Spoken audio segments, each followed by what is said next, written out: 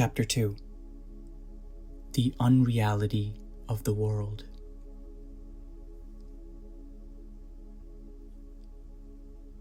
Just as the great ocean of milk became still when the Mandara mountain became still, the illusion of samsara comes to an end when the mind is stilled. Samsara rises when the mind becomes active and ceases when it is still. Still the mind, therefore, by controlling the breath and the latent desires. This worthless samsara is born of one's imagination and vanishes in the absence of imagination. It is certain that it is absolutely unsubstantial. The idea of a live snake in a picture of a snake ceases to be entertained when the truth is known. Similarly, samsara ceases to exist when the truth is realized, even if it continues to appear.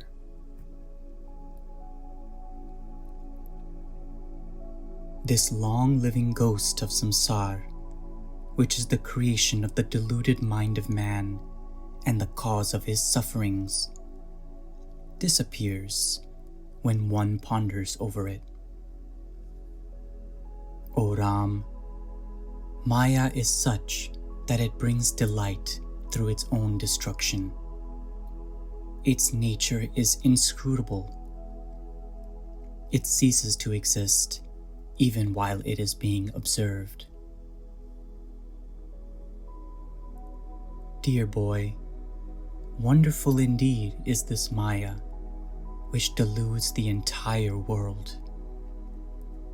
It is on account of it that the self is not perceived, even though it pervades all the limbs of the body. Whatever is seen does not truly exist. It is like the mythical city of the Gandharvas or a mirage. That which is not seen, though within us, is called the eternal and indestructible self. Just as the trees on the bank of a lake are reflected in the water, so also all these varied objects are reflected in the vast mirror of our consciousness.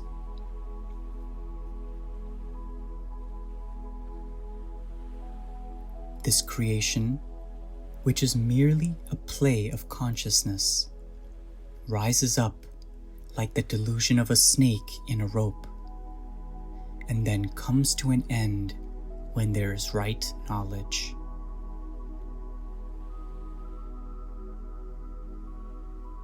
Even though bondage does not really exist, it becomes strong through desire for worldly enjoyments. When this desire subsides, bondage becomes weak.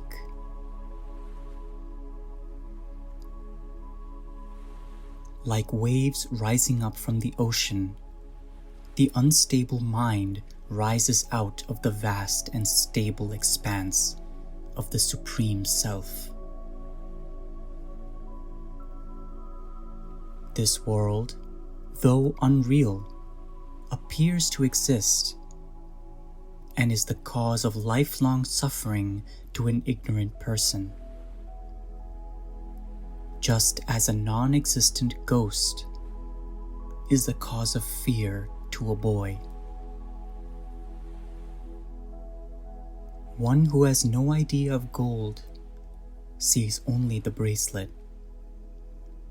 He does not at all have the idea that it is merely gold. Similarly, towns, houses, mountains, serpents, etc., are all in the eyes of the ignorant man, separate objects. From the absolute point of view, this objective world is the subject, the self itself, and it is not separate from the self. The world is full of misery to an ignorant man and full of bliss to a wise man. The world is dark to a blind man and bright to one who has eyes. The bliss of a man of discrimination who has rejected samsara and discarded all mental concepts constantly increases. Like clouds which suddenly appear in a clear sky and as suddenly dissolve, the entire universe appears in the self and dissolves in the self.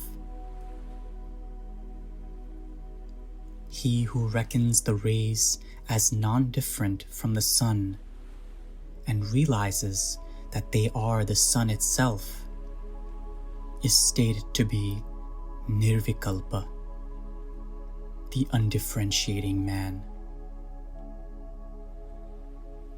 Just as the cloth, when investigated, is seen to be nothing but thread, so also this world, when inquired into, is seen to be merely the self.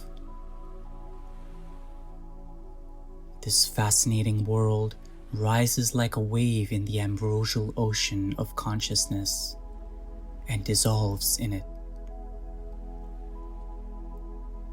How then can it be different from consciousness?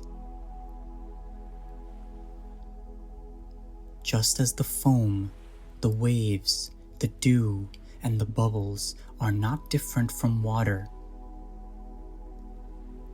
even so, this world which has come out of the self is not different from the self.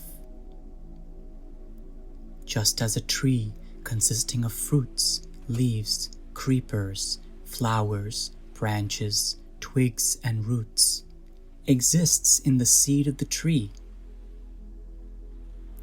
even so, this manifest world exists in Brahman. Just as the pot ultimately goes back into the mud, waves into water, ornaments into gold, so also this world which has come out of the self ultimately goes back to the self.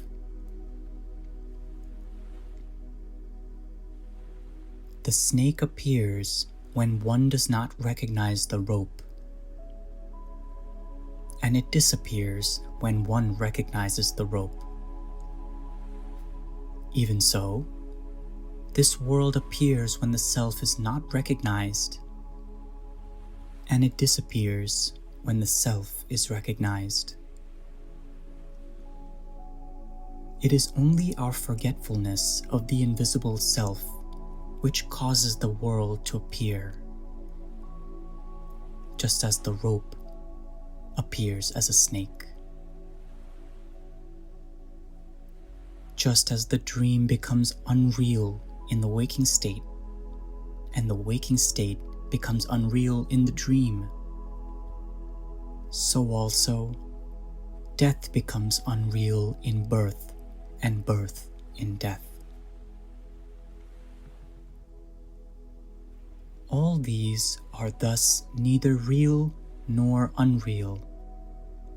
They are the effect of delusion, O Ram, mere impressions arising out of our own past experiences.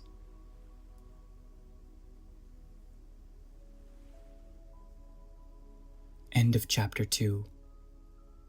The Unreality of the World.